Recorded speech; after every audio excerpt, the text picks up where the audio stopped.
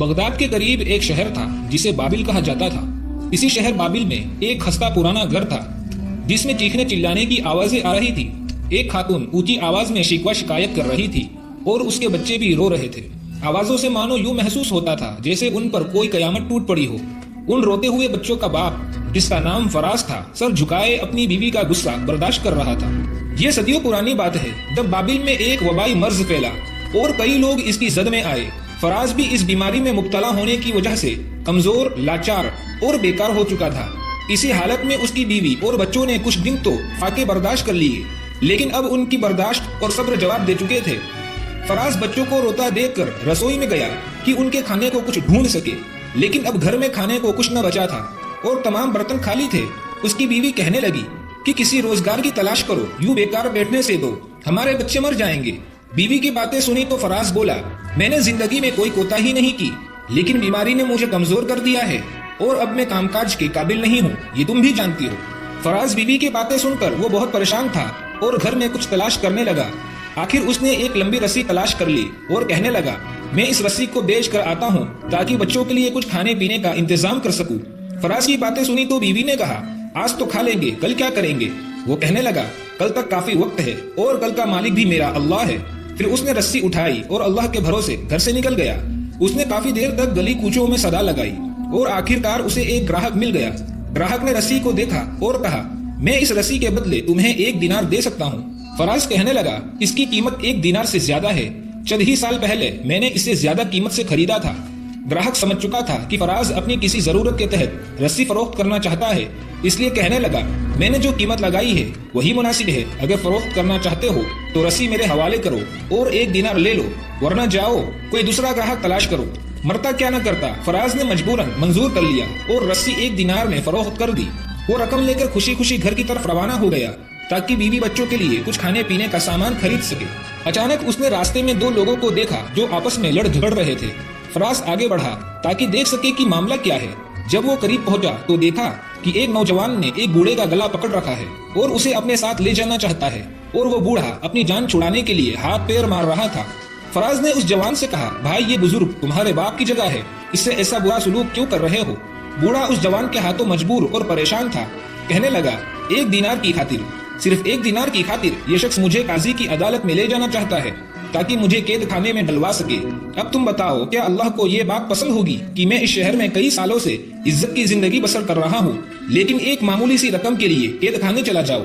فراز نے اس بزرگ کی باتیں سنی تو سوچنے لگا، کیا ایسا بھی ہو سکتا ہے کہ کوئی شخص مجھ سے بھی زیادہ ضرورت مند ہو؟ اگر یہ بوڑھا قید خانے چلا گیا تو اس کی بیوی اور بچوں کا خرچ کون دے گا؟ یہ سوچتے ہی اس نے اپنی جیب سے 1 دینار نکالا اور اس جوان کو دیتے ہوئے کہا، یہ لو، یہ رہا 1 دینار، اور اس بوڑھے کو چھوڑ دو تاکہ یہ اپنے گھر والوں سے مل سکے۔ دینار لے کر جب نوجوان وہاں سے رخصت ہوا تو بزرگ بھی سنبھل گیا اور فراز کو ہاتھ اٹھا کر دعائیں دینے لگا، تمہیں اللہ اس کا 100 گنا اجر دے۔ بزرگ کی دعائیں سنتے سنتے فراز بھی وہاں سے گھر کی طرف چلنے لگا۔ چلتے چلتے فراز اب یہ سوچنے لگا کہ مجبوراً مجھے خالی ہاتھ گھر لوٹنا ہوگا، لیکن وہ دل ہی دل میں مطمئن بھی تھا کہ اس نے غربت کی اس آزمائش میں بھی ایک نیکی کا کام کیا ہے۔ یہی سوچتے سوچتے فراز گھر پہنچ چکا تھا۔ جب بیوی نے دیکھا کہ وہ خاموش اور سر جھکائے کھڑا ہے تو سمجھ گئی کہ یہ ہمارے کھانے پینے کے لیے کچھ کر نہیں سکا، بلکہ وہ رسی جو گھر سے لے کر گیا تھا اس سے بھی ہاتھ دھو بیٹھا ہے۔ وہ پوچھنے لگی، کیا ہوا، تم خالی ہاتھ کیوں ہو اور رسی کا کیا ہوا؟ فراز نے تمام قصہ بیوی سے بیان کیا تو وہ کہنے لگی، واقعی تم نے عمدہ کام کیا ہے اور ایک بوڑھے کو قید خانے سے نجات دلائی ہے، لیکن تمہیں معلوم ہونا چاہیے کہ جو چراغ گھر کی روشنی کے لیے ہوتا ہے اسے مسجد میں لے جانا جائز نہیں۔ اب اپنے بچوں کو کس طرح بہلاؤ گے، کہاں سے کھلاؤ گے، اور اس شہر سے کون یہاں آئے گا تاکہ ہمارے بچوں کا پیٹ بھرے؟ فراز کہنے لگا، تم درست کہتی ہو، میں تمہاری باتیں تسلیم کرتا ہوں، لیکن وہ بوڑھا ہم سے زیادہ مصیبت کا مارا تھا، اب جو ہونا تھا وہ تو ہو چکا، تمہارے رونے دھونے سے ہمارا 1 دینار واپس نہیں آ سکتا، اس لیے ان باتوں کو چھوڑو اور آئندہ کے لیے سوچو کہ اب کیا کرے، شاید کوئی دوسرا راستہ نکل آئے۔ وہ جانتا تھا کہ اس کی بیوی کی باتیں کڑوی ضرور ہے لیکن درست ہے، اس لیے سوچنے لگا کہ کیا کرے اور کیا نہ کرے۔ اچانک اس کے دل میں کوئی خیال آیا اور اپنی جگہ سے اٹھ کر دوبارہ گھر کے ٹوٹے پھوٹے سامان کو دیکھنے لگا۔ وہ کبھی ادھر کبھی ادھر پھرا لیکن اسے کوئی قابل فروخت چیز نظر نہ آئی، اس لیے پریشان اور نا امید ہو کر اپنی جگہ پر کھڑا ہو گیا۔ اچانک اسے ایک پرانا بستر نظر آیا جو بچوں کے بچھونے کے لیے استعمال ہوتا تھا۔ اس نے اپنی بیوی سے کہا، میں اسی بستر کی تلاش میں تھا، مجھے اجازت دو تاکہ میں اسے بیچ سکوں۔ بیوی نے کہا بچے بھوکے ہیں اور اب تم اس بستر سے بھی انہیں محروم کرنا چاہتے ہو۔ فراز نے کہا اچھا ہوا کہ تم نے خود کہہ دیا کہ بچے بھوکے ہیں، اس لیے اہم بات یہ ہے کہ ان کے کھانے پینے کا انتظام کیا جائے، پرانے بستر کے ہونے نہ ہونے سے کیا فرق پڑے گا۔ اس کی بیوی نے جب دیکھا کہ اس کی نظر میں اس بستر کے سوا اور کوئی چیز نہیں ہے تو آنسو بہانے لگی اور فریاد کرتے ہوئے بچوں کو بستر سے اٹھایا اور کہا اتنا یاد رکھنا کہ اسے اچھے دام میں بیچنا تاکہ چند دن ہمارے بچوں کا پیٹ بھر سکے۔ فراز کے پاس کہنے کے لیے اب کوئی بات نہ تھی، اس لیے اس نے اپنا سر ہلایا۔ فراز نے بستر کو لپیٹ کر کندھے پر رکھا اور گھر سے باہر نکل گیا۔ وہ چلتا رہا اور چلتے چلتے آخرکار شہر کے اس میدان میں پہنچ گیا جہاں کئی قسم کی نئی اور پرانی چیزوں کی خرید اور فروخت ہوتی تھی۔ فراز نے بستر کو فروخت کرنے کے لیے جب آوازیں لگائی تو چند ہی خریدار اس کی طرف بڑھے۔ انہوں نے بستر کو الٹ پلٹ کر دیکھا اور اس میں 100 طرح کے عیب نکالے اور آگے بڑھ گئے۔ آخرکار ایک ایسا خریدار آ نکلا جس کو وہ بستر پسند آ گیا۔ اس نے اس بستر کی قیمت دریافت کی۔ فراز کہنے لگا 10 دینار۔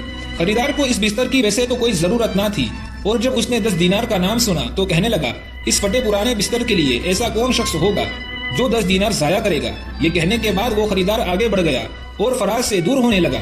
فراز بھی اپنی مصیبت کو یاد کر کے اس خریدار کی طرف لپکا اور اس کا ہاتھ پکڑ کر کہنے لگا جناب ایسا ظلم نہ کرے، میں اپنی ضرورت کی وجہ سے اس بستر کو اس سے بھی کم قیمت پر فروخت کر دوں گا۔ آخرکار اس نے یہ بستر 3 دینار میں فروخت کیا اور رقم لے کر گھر کی طرف روانہ ہوا۔ وہ راستے میں سوچنے لگا کہ اپنے بچوں کے لیے کیا خریدے تاکہ وہ خوش بھی ہو جائے اور ان کا پیٹ بھی بھر جائے۔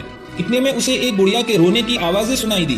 وہ وہی اپنی جگہ پر کھڑا ہو گیا۔ اس بڑھیا نے ایک جوان کا ہاتھ پکڑ رکھا تھا جو اس کا بیٹا تھا اور اس سے التجا کر رہی تھی کہ مجھے حکیم کے پاس لے چلو، مجھے حکیم کے پاس لے چلو۔ لیکن وہ نوجوان اس بڑھیا سے اپنا پیچھا چھڑوانا چاہتا تھا اور کہہ رہا تھا اماں مجھے جانے دے، میں آپ کے علاج کے لیے رقم کہاں سے لاؤں۔ فراز نے جب ان ماں بیٹے کا ماجرا دیکھا تو آگے بڑھا اور ان کے جھگڑے کا سبب پوچھا۔ بڑھیا نے کہا میں نے اپنے اس بیٹے کی تعلیم اور پرورش میں کئی سال بسر کیے ہیں، لیکن اب جب میں بیمار ہوں تو یہ مجھے حکیم کے پاس نہیں لے جاتا۔ وہ نوجوان کہنے لگا میں تسلیم کرتا ہوں میری ماں نے بڑی تکلیف اٹھائی اور مجھے پالا پوسا، لیکن میں مجبور ہوں، میرے پاس اتنی رقم نہیں ہے کہ میں اپنی والدہ کو علاج کے لیے لے جا سکوں۔ فراز نے جب یہ ماجرا دیکھا تو پریشان ہوا اور اپنا کل سرمایہ یعنی 3 دینار اپنی پھٹی پرانی چادر سے نکالے اور نوجوان کے حوالے کر دیے۔ اس نوجوان کو فراز کی سخاوت پر یقین نہ آیا۔ اس نے چاہا کہ اس کے قدموں پر گر پڑے، لیکن فراز نے اسے ایسا کرنے سے روک دیا اور کہنے لگا میرے پیارے اپنی ضرورت پوری کرو اور والدہ کی خدمت کرو۔ یہ کہنے کے بعد وہ دونوں ماں بیٹے وہاں سے چل پڑے اور فراز دوبارہ طرح طرح کے خیالات میں ڈوب گیا۔ وہ اسی طرح حیران اور پریشان کھڑا تھا اور ادھر ادھر دیکھ رہا تھا۔ جب کافی دیر کے بعد سنبھلا تو گھر کی طرف چل پڑا، لیکن بھوک اور فاقہ کشی سے چلنے کی ہمت بھی نہ تھی۔ وہ اس حالت میں بھی گھر جانے پر مجبور تھا، اس لیے گرتا پڑتا گھر پہنچا اور دروازے پر دستک دی۔ اس کی بیوی اور بچے انتظار میں تھے، اس لیے بیوی نے فوراً دروازہ کھولا اور اس کے چہرے پر خوشی نمایاں تھی، لیکن اپنے شوہر کے لٹکے ہوئے چہرے کو دیکھ کر اس کی یہ خوشی جاتی رہی۔ بیوی کہنے لگی یہ تم نے کیا کیا، تم پھر خالی ہاتھ لوٹے ہو۔ بیوی کو غصے میں دیکھا تو فراز نے تمام ماجرا بیان کر دیا۔ جب تمام قصہ سنا تو بیوی کہنے لگی تمہیں پھر دوسروں کی محبت اور دوستوں نے دھوکہ دیا ہے، معلوم نہیں تم اپنے بچوں سے ایسی محبت کا برتاؤ کیوں نہیں کرتے۔ اب تم خود ہی بتاؤ ہم کیا کریں، کہاں جائیں۔ اب میرے بچوں میں زیادہ دیر تک بھوک کی شدت برداشت کرنے کی ہمت نہیں ہے اور شاید ان کی موت بھی اسی فاقہ کشی کی وجہ سے ہوگی۔ فراز میں اب بیوی کو دیکھنے کی ہمت بھی نہ تھی۔ وہ کہنے لگا اللہ ہی ہمارا کفیل ہے، اگر تم بھی اس بڑھیا کے حالات سنتی تو وہی کرتی جو میں نے کیا، لیکن تسلی رکھو خدا کوئی نہ کوئی راستہ ضرور نکالے گا۔ اگر اس مرتبہ میں کوئی چیز لے گیا تو اسے بیچنے کی بجائے گروی رکھوں گا تاکہ اس چیز سے ہمیں ہاتھ نہ دھونے پڑے۔ بیوی کہنے لگی کیا تمہارے گھر میں کوئی چیز بچی بھی ہے جسے گروی رکھو گے؟ فراز اپنے گھر کے چھوٹے سے صحن میں کھڑا تھا۔ وہ ادھر ادھر دیکھنے لگا اور کہنے لگا وہ مٹی کا برتن کیسا رہے گا، یہ برتن مجھے دے دو تاکہ اس کے بدلے ایک چھوٹا برتن لے سکوں اور ساتھ ہی کچھ کھانے پینے کے لیے بھی لے جاؤں۔ اس کی بیوی جو پہلے ہی غصے میں تھی کہنے لگی اس کی جان سے بھی ہاتھ دھو لو، یہ مٹی کا برتن نہ تو تم سے کوئی خریدے گا اور نہ ہی گروی رکھے گا، بلکہ ایسا کرو اس کو کسی کو بخش دو یا توڑ دو۔ مایوس فراز اب آگے بڑھا اور وہ بڑا مٹی کا برتن اٹھا کر کہنے لگا مجھے ذلیل تو نہ کرو، تم جانتی ہو میں اپنے بچوں کے لیے ہی یہ سب کچھ کر رہا ہوں۔ اس کے بعد فراز نے اپنی بیوی کو خدا حافظ کہا اور گھر سے نکل گیا۔ بازار میں پہنچنے کے بعد وہ سب سے پہلے ایک عطار کی دکان پر گیا اور اس سے قرض مانگنے لگا۔ عطار نے کہا بے شک میں تمہیں قرض دینے کے لیے تیار ہوں کیونکہ میں تمہیں پہچانتا بھی ہوں، لاؤ اپنی کوئی چیز لاؤ جسے گروی رکھ کر مجھ سے قرض دے سکوں۔ فراز نے اسے وہ مٹی کا برتن دکھاتے ہوئے کہا میرا سرمایہ تو فقط یہی برتن ہے۔ عطار نے برتن کو دیکھا اور کہنے لگا آخر ایک استعمال شدہ اور پرانا برتن جس کا رنگ بھی اڑا ہوا ہے گروی رکھنے کے قابل نہیں ہے۔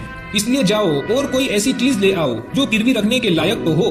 اس کے بعد فراز اس عطار کی دکان سے باہر نکلا اور دوسری دکانوں کا رخ کیا، لیکن اس کی تمام کوششیں ناکام ہوئی کیونکہ وہ برتن بہت پرانا تھا اور کوئی بھی اسے اس کے بدلے قرض دینے پر آمادہ نہ ہوا۔ سورج ڈوبنے کے قریب تھا اور اندھیرا چھانے والا تھا۔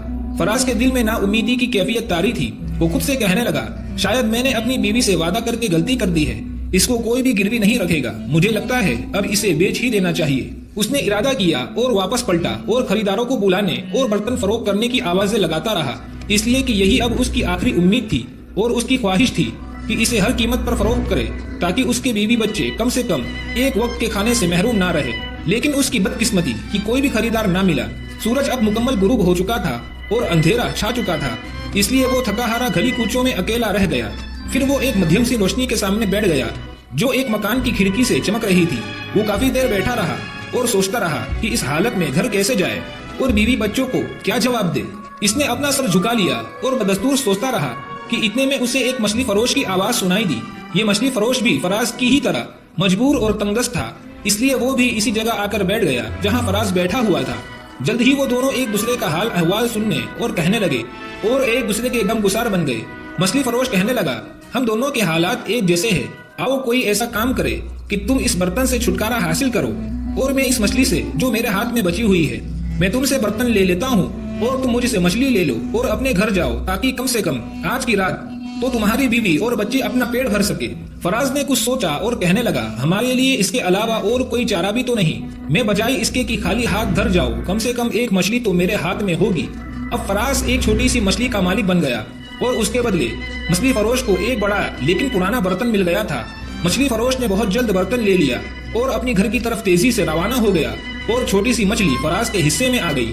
وہ اپنے انہی خیالات میں غرق تھا اور کہہ رہا تھا، ہائے افسوس مجھ پر، کتنی مصیبتیں گزری ہے۔ پھر وہ آہ بھرتے ہوئے روتے ہوئے گھر کی طرف چل پڑا۔ جب وہ گھر پہنچا تو نہایت حسرت اور دکھ بھرے انداز سے دروازے پر دستک دی تو معمول سے جلد دروازہ کھول دیا گیا۔ اسے معلوم تھا کہ اس کی بیوی اور بچے آنے کی گھڑیاں گن رہے تھے۔ وہ گھر میں داخل ہوا تو صحن میں بیوی بچوں کے سامنے وہ مچھلی رکھ دی اور انتظار کرنے لگا کہ اس کی بیوی کیا کہتی ہے۔ اگرچہ یہ مچھلی چھوٹی تھی لیکن اس پرانی مٹی کے برتن کو گروی رکھنے کے برابر ضرور تھی۔ وہ کچھ دیر خاموش رہا اور پھر کہنے لگا، میں نے وہ برتن گروی نہیں رکھا بلکہ اس کے بدلے میں نے یہ مچھلی لی ہے۔ اس کی بیوی مچھلی کو دیکھ کر بہت خوش تھی لیکن فوراً ہی اس کے چہرے کا رنگ تبدیل ہو گیا اور کہنے لگی، گویا تم نے برتن دے کر مچھلی لی ہے۔ آخر ہمارے گھر اب بچا ہی کیا ہے؟ کیا تم نے جانے سے پہلے وعدہ نہیں کیا تھا کہ اس کو فروخت نہیں کرو گے بلکہ ایک چھوٹا برتن خریدو گے؟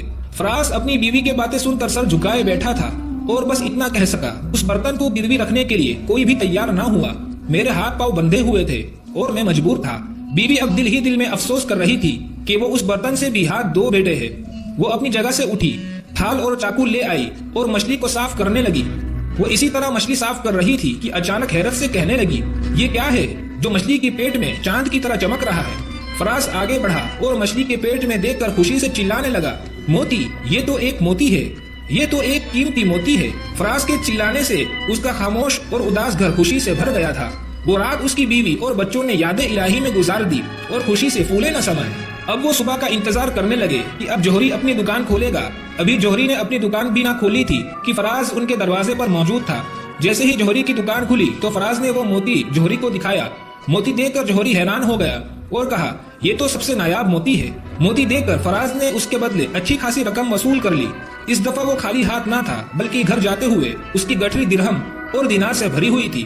فراز نے اس رقم سے گھر کی سبھی ضروریات، بچوں کے لباس اور نئے بچھونا خرید لیے۔ کافی عرصے کے بعد ان کے طرز زندگی میں تبدیلی واقع ہوئی تھی۔ جب چند دن گزر گئے تو فراز کے حالات بھی پریشانی سے آسودگی میں تبدیل ہو گئے۔ لیکن کہتے ہیں کہ زندگی ایک مسلسل امتحان ہے۔ ایسا ہی ایک واقعہ فراز کے ساتھ دوبارہ پیش آیا۔ ایک دن شام سے تھوڑی دیر پہلے ان کے دروازے پر دستک ہوئی تو فراز نے دروازہ کھول کر دیکھا، ایک پریشان حال درویش اس کے سامنے کھڑا ہے اور وہ کھانے کا انتظار کر رہا تھا۔ فراز بھی اب کوئی فقیر نہ تھا بلکہ صاحب مال تھا۔ درویش کو دیکھ کر وہ بے حد خوش ہوا اور مسکراتے ہوئے اسے دعوت دی کہ اندر تشریف لے آئے۔ درویش نے فراز کو اپنا تعارف کروایا اور کہنے لگا، نہیں، میرے پاس مہمان بننے کا وقت نہیں ہے، میں مجبور اور تنگ دست ہوں۔ اگر تم سخاوت کا ثبوت دینا چاہتے ہو تو میری مدد کرو تاکہ اپنی پریشانی سے میں نجات پا سکوں۔ فراز نے جب یہ باتیں سنی تو گہری سوچ میں ڈوب گیا اور دل میں کہا، کچھ بھی ہو میں اس درویش کی مدد ضرور کروں گا، کیونکہ چند دن پہلے میں بھی اسی درویش کی طرح ایک پریشان حال اور فقیر تھا۔ پھر وہ کچھ کہے بنا تیزی سے مڑا اور کمرے میں سنہری سکوں سے بھری ہوئی تھیلی لا کر درویش کو پیش کر دی۔ درویش نے جو ہی تھیلی دیکھی تو اس کے چہرے پر خوشی کے آثار نمایاں ہوئے اور مسکرانے لگا اور کہا، واقعی درست ہے، تم سخی اور بڑے مہربان شخص ہو۔ میں نے کئی دن پہلے لوگوں کی زبانی تمہاری تعریف سن رکھی تھی، لیکن مجھے اس بات پر یقین نہ تھا کہ تم ایسے نیک انسان ہو، اور اسی کے لیے میں یہاں آیا تھا۔ اگر تم سچ پوچھو تو مجھے ان سنہرے سکوں کی کوئی ضرورت نہیں، میں تو صرف اس لیے آیا تھا کہ دیکھ سکوں کہ لوگوں کی زبانی جو باتیں سنی تھی وہ درست ہے یا نہیں۔ درویش نے پھر ایک گہری سرد آہ بھری اور آسمان کی طرف دیکھ کر کہنے لگا، میں کئی سالوں سے ایک غار میں رہ رہا ہوں اور عبادت الہی میں مصروف ہوں، لیکن مجھے ایسا مرتبہ نہیں ملا جس مرتبے پر تم فائز ہو چکے ہو۔ درویش نے اتنا ہی کہا اور دونوں ہاتھ اٹھا کر فراز کو دعائیں دیتا وہاں سے رخصت ہو گیا۔ یہ ایک سبق آموز قصہ ہے کہ کس طرح اتنی مصیبت اور آزمائشوں کے باوجود فراز نے دوسرے مصیبت زدہ لوگوں کی مدد کی۔ اس سے یہی سیکھنے ملتا ہے کہ دوسروں کی مدد کرنے اور سخاوت کرنے اور دوسروں کی تکلیفوں کو دور کرنے سے انسان اللہ کے یہاں بہت اونچے مرتبے پر پہنچ جاتا ہے، جہاں پہنچنے میں کئی لوگوں کو صدیاں گزر جاتی ہے۔ امید ہے کہ یہ قصہ آپ کو اچھا لگا ہوگا۔ ایسے ہی اور بھی سبق آموز قصوں کے لیے ہمارے چینل کو ضرور سبسکرائب کریں اور ویڈیو پسند آیا ہو تو لائک ضرور کریں۔